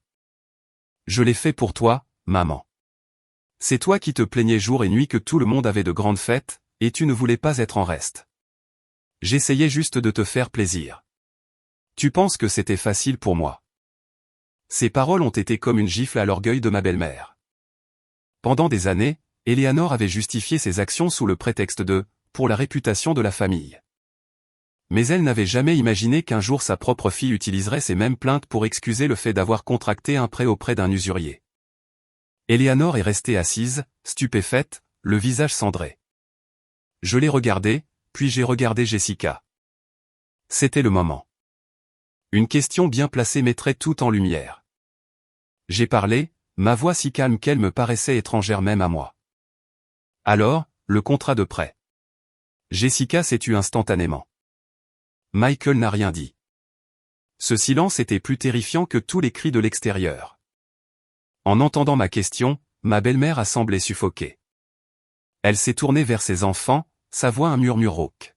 « Qu'est-ce que vous avez utilisé à moi ?» Dehors, un des hommes l'a entendu et a gloussé, sa voix pleine de la confiance suffisante de quelqu'un qui détient toutes les cartes. « Quoi d'autre ? Une copie de sa carte de sécurité sociale, ses relevés de pension et sa signature en tant que garante. Sans les documents de votre mère, vous pensez que votre fille aurait pu emprunter sur sa seule bonne foi. » Ma belle-mère a semblé comme électrocutée. Elle s'est levée de sa chaise, ses genoux si faibles qu'ils ont failli céder. Elle a pointé un doigt tremblant vers Jessica. « Tu as osé prendre mes documents personnels pour aller voir un usurier. » Jessica, vraiment en panique maintenant, s'est précipitée vers sa mère, les larmes et la morve coulant sur son visage alors qu'elle tentait de se défendre. J'allais juste l'emprunter temporairement. Je pensais qu'après que Kate ait payé pour la fête, je pourrais tout rembourser immédiatement. Je n'ai jamais voulu te faire de mal, maman. Cette dernière phrase est restée en suspens, figeant la pièce. Même moi, qui avais tant soupçonné, j'ai senti une terreur froide m'envahir. Elle avait vraiment prévu que je paie pour tout. Ce n'était plus un soupçon. C'était la vérité nue et laide. À cet instant, ma belle-mère a levé la main. Clac. Le son de sa paume frappant la joue de Jessica était sec et net, si fort qu'il m'a fait sursauter. Jessica a titubé, se tenant le visage, les yeux écarquillés d'incrédulité. Michael s'est figé, faisant un demi-pas en avant de s'arrêter. Ma belle-mère respirait lourdement, sa coiffure parfaite maintenant en désordre, les yeux rouges. L'élégante hôtesse de la fête avait disparu. Elle a pointé un doigt vers ses deux enfants, sa voix se brisant de désespoir, chaque mot une blessure auto-infligée. Vous ne m'avez pas organisé une fête. Vous m'avez mise en vente pour le bien de votre propre vanité. La pièce semblait exploser sous le poids de ces mots. Pourtant, personne n'a répondu. Il n'y avait plus rien à discuter. Dehors, les coups sur la porte continuaient. Ma belle-mère tremblait, trahie par les enfants même qu'elle avait gâtés. Et moi, regardant tout cela se dérouler, je ne ressentais aucune satisfaction. Je ne voyais qu'une chose clairement. À partir de ce moment, ma belle-mère était enfin vraiment réveillée. Pas à cause de ce que j'avais dit, pas parce qu'elle avait perdu la face devant ses amis, mais parce qu'elle avait vu de ses propres yeux que les deux enfants qu'elle chérissait le plus étaient prêts à mettre en gage son identité et son honneur juste pour rafistoler leurs égos fragiles. L'accusation de ma belle-mère s'était à peine estompée que les coups sur la porte d'entrée reprirent avec encore plus de violence qu'auparavant. Le métal de la porte de sécurité gémit sous l'assaut. L'un des hommes hurla, « Ouvrez cette porte. Vous pouvez vous cacher ce soir, mais vous ne pouvez pas vous cacher éternellement. Si vous ne payez pas, on s'assoit ici et on raconte vos affaires à toute la rue. » C'est alors que Michael a vraiment commencé à paniquer. Il s'est tourné brusquement vers moi. Sa voix était basse, mais ses yeux autoritaires. « Kate, qu'est-ce que tu fais ? N'ose pas appeler la police. Si ça se sait, cette famille est finie. » Je ne pus que rire, un son froid et amer. Même maintenant, sa peur n'était pas pour sa mère, dont l'identité avait été volée, ni pour sa sœur empêtrée avec des usuriers. Sa seule peur était que, si ça se sait, cette famille est finie. Je l'ai regardé droit dans les yeux et j'ai dit, lentement et clairement, cette famille était finie au moment où tu as aidé ta sœur à prendre les documents de ta mère pour aller voir un usurier. Michael a commencé à argumenter, mais je ne lui ai laissé aucune chance. J'ai pris mon téléphone juste devant tout le monde et j'ai composé le 911. Au moment où Jessica a vu le téléphone à mon oreille, elle s'est jetée sur moi, essayant de me l'arracher. Je l'ai esquivé facilement, reculant d'un demi-pas. Mes yeux rivés sur les siens. Touche-moi encore, et j'ajouterai agression à la liste. La menace l'a arrêté net. Pour la première fois, Jessica a semblé réaliser que je n'étais plus la belle-sœur qui encaisserait sans rien dire. Elle est restée figée, les mains tremblantes, incapable de s'approcher. J'ai parlé clairement au répartiteur, donnant notre adresse, signalant une perturbation et mentionnant qu'il y avait des preuves de vol d'identité et de fraude auprès. Ma voix était stable, mes mots précis. Plus je devenais calme, plus la situation semblait surréaliste. En quelques minutes, 2 policiers sont arrivés. En voyant la voiture de patrouille arriver, les 2 hommes à l'extérieur ont immédiatement perdu leur posture agressive, bien qu'ils aient encore essayé de maintenir une certaine arrogance. L'un d'eux a sorti une liasse de papier de sa poche et a dit à voix haute, « On est juste là pour recouvrer une dette légitime, monsieur l'agent. Pas de perturbation ici. » Je suis sorti sur le porche, au milieu de la scène. L'air sentait encore faiblement la nourriture traiteur de la fête. Sous la lumière blanche et crue du porche, chaque visage était nettement visible. J'ai montré les papiers dans la main de l'homme et j'ai dit à l'agent, « Ce prêt a probablement été obtenu en utilisant des documents falsifiés sans le consentement du garant. J'aimerais que vous enquêtiez sur cette affaire de manière approfondie. » Les agents ont pris les documents et ont commencé à les examiner. Je suis resté à côté, sans interférer. Ma belle-mère m'avait suivi à l'extérieur. Elle se tenait juste derrière moi, les bras enroulés autour d'elle, le visage d'une pâleur mortelle. Quand un agent a demandé qui était le garant, elle a répondu d'une voix tremblante, « C'est moi. Mais je n'ai jamais signé ça. Je n'étais au courant de rien. » Un agent a tenu le papier, comparant la signature sur le document de prêt à celle sur le permis de conduire d'Eleanor. La signature sur le prêt était un gribouillis maladroit et gauche, complètement différent de la signature soignée et habituée sur sa carte d'identité. La falsification était évidente. Ma belle-mère a fixé le papier, et des larmes ont commencé à couler sur son visage. Elle ne sanglotait pas, elle haletait juste. Sa voix étranglait. Je ne l'ai pas signé. Je jure que non. Mes documents étaient dans le tiroir de mon bureau. C'est alors que Jessica a complètement perdu le contrôle. Elle s'est tournée vers son frère comme s'il était son dernier espoir. Sa voix stridente. Mike, dis-leur. C'est toi qui as dit de signer le nom de maman pour l'instant, qu'on le rembourserait et que tout irait bien. Les mots sont restés en suspens. Le visage de Michael a pris une teinte verdâtre maladive. Il s'est jeté en avant comme pour la faire taire. Mais c'était trop tard. Tout le jardin est devenu silencieux. À ce moment-là, ce n'était plus une querelle de famille. C'était une conspiration criminelle, un complot pour utiliser l'identité de leur propre mère afin d'obtenir un prêt frauduleux. Un agent s'est tourné vers Michael. « Monsieur, votre nom a été mentionné. Comment expliquez-vous cela ?» Des perles de sueur apparurent sur le front de Michael. Il balbutia. Je n'ai pas, il ne pouvait pas former une phrase cohérente. Son attitude lisse et confiante avait disparu, remplacée par le visage terrifié d'un homme pris sous les projecteurs. Je n'ai pas manqué ma chance. J'ai sorti mon téléphone, j'ai joué l'enregistrement que j'avais fait l'autre soir et je l'ai tendu à l'agent pour qu'il l'entende. Dans le silence haletant du jardin, la voix de Michael est sortie claire comme de l'eau de roche. Tiens bon jusqu'à la fête. Quand la facture arrivera, si tu es à court, je parlerai à Kate. Puis j'ai affiché une capture d'écran d'un SMS que j'avais sauvegardé et je l'ai montré à tout le monde. Le SMS de Michael à Jessica disait, si tu n'y arrives pas, utilise juste les papiers de maman pour le faire. Ma belle-mère a fixé l'écran de mon téléphone, puis s'est lentement tournée vers son fils. Des larmes coulaient sur son visage, mais ses yeux n'étaient plus faibles. Ils étaient remplis d'une clarté douloureuse et froide. Elle a parlé, détachant chaque mot. Je t'ai mis au monde. Je t'ai élevé pour que tu puisses m'utiliser comme bouclier pour commettre une fraude. Michael a baissé la tête, incapable de regarder sa mère dans les yeux. Jessica se tenait à côté de lui, ses jambes semblant sur le point de lâcher. Les deux prêteurs, réalisant qu'ils étaient maintenant impliqués dans une enquête criminelle, ont complètement changé de ton. Ils ont commencé à dire qu'ils voulaient juste récupérer leur argent, qu'ils n'avaient aucun intérêt à s'impliquer dans une affaire de faux. La police a demandé à toutes les personnes impliquées de se présenter au poste le lendemain pour faire des dépositions formelles. Ils ont averti les prêteurs de ne plus causer de troubles, mais il était alors bien trop tard pour sauver la moindre parcelle de dignité. Des voisins étaient rassemblés sur leur pelouse et regardaient à travers leur store, chuchotant entre eux. L'image publique, le statut social que ma belle-mère avait passé une vie à cultiver, avait été brisé en 1 million de morceaux juste sous ses yeux. Alors qu'un des agents remettait une convocation à Michael, il s'est tourné et m'a lancé un regard noir. Ses yeux n'étaient plus seulement en colère. Ils étaient remplis d'un profond ressentiment venimeux. Il a grondé. « Tu es contente maintenant ? Tu voulais déchirer cette famille, et tu l'as fait. » Je l'ai regardé droit dans les yeux, sans ciller, sans broncher.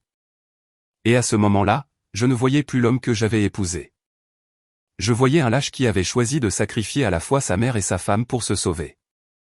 J'ai répondu, ma voix calme et posée.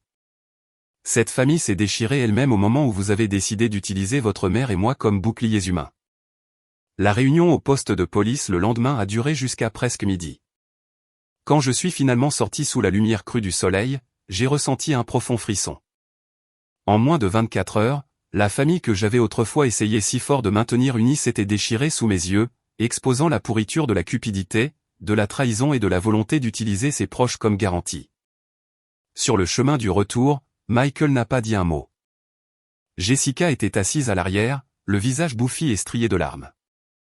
Ma belle-mère était d'une immobilité déconcertante, les mains sur ses genoux, regardant droit devant elle comme une survivante d'un naufrage, encore sous le choc. Je pensais qu'en rentrant à la maison, il y aurait au moins une période de silence stupéfait. J'avais tort. Au moment où il a franchi la porte, Michael a enlevé ses chaussures d'un coup de pied et les a envoyées voler dans un coin. Il s'est retourné pour me faire face, son expression n'étant plus désemparée comme elle l'avait été au poste. Elle s'était durcie en un regard froid et plein de ressentiment, celui d'un homme qui avait été acculé et avait décidé d'arrêter de faire semblant. Il a dit, sa voix plate et tranchante comme un éclat de verre. Puisque nous en sommes arrivés là, divorçons. Je ne vivrai pas avec une femme qui humilierait son propre mari en public. Je n'étais pas surprise. Dès l'instant où il m'avait regardé avec une telle haine dans le jardin la nuit précédente, je savais que cela allait arriver. Je ne m'attendais simplement pas à ce qu'après tout, après avoir aidé sa sœur à commettre un vol d'identité, après avoir été interrogé par la police, il ait encore l'audace de se poser en victime. Avant que je ne puisse répondre, Jessica a renchéri comme si c'était le signal. Elle s'est affalée sur le canapé, sa voix dégoulinant de venin. C'est ça, Mike. Une belle-sœur comme elle ne veut que traîner sa famille dans la boue. Je savais depuis le début qu'elle n'était pas quelqu'un de bien. Elle fait semblant d'être correcte, mais ce n'est qu'une intrigante froide et calculatrice. Ferme ta bouche. La voix de ma belle-mère a fendu l'air. L'ordre était si sec qu'il m'a même surprise. Ce n'était pas sa réprimande habituelle. C'était un rugissement de fureur et de honte authentique. Elle a pointé un doigt vers sa fille, les yeux rouges. As-tu la moindre idée de l'humiliation que tu as causée? Ça ne te suffit pas? Jessica s'est figée, les lèvres tremblantes. Mais elle n'a pas osé dire un mot de plus. J'ai regardé la scène, réalisant que pour la première fois depuis des années, ma belle-mère était sans équivoque de mon côté. Mais ce changement même semblait encore plus enrager Michael. Il s'est avancé au centre de la pièce, sa voix s'élevant. Un divorce signifie que nous partageons tout en deux. J'ai une part dans les biens de cette maison. Ne pense pas que tu peux faire une scène énorme et ensuite me mettre à la porte sans rien. J'ai regardé mon mari un instant, puis sans un mot, je suis allé dans mon petit bureau à domicile. J'ai ouvert un tiroir et j'ai sorti un dossier que j'avais préparé il y a quelque temps, non pas parce que j'avais prévu un divorce, mais parce que vivre avec quelqu'un comme Michael m'avait appris que lorsque vous devez vous protéger, les mots ne suffisent jamais.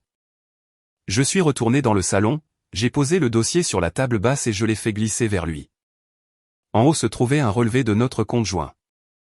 En dessous, un historique détaillé des retraits irréguliers qu'il avait effectués au cours des derniers mois, dont la plupart que j'avais tracés directement vers le compte de Jessica. La section suivante était un rapprochement de nos économies, mettant en évidence les fonds manquants, les retraits d'espèces sans explication, et une copie de la demande que j'avais soumise à la banque l'après-midi précédent pour geler toute activité suspecte. J'ai regardé Michael, ma voix aussi plate que la table entre nous. N'oublie pas que la compte pour cet appartement provenait de mes biens propres, les meubles, nos économies communes, l'argent qui a disparu du compte. J'ai justifié chaque dollar. Non seulement tu n'as pas droit à plus, mais tu devras expliquer les fonds que tu as pris à mon insu. Michael a saisi les papiers, les feuilletant. Sa main s'est figée lorsqu'il a atteint la page détaillant les virements sur le compte de sa sœur. Son attitude agressive a vacillé. Pour la première fois, il a semblé comprendre que je n'étais plus la femme qui se contenterait de serrer les dents en espérant que les choses se résoudraient d'elles-mêmes.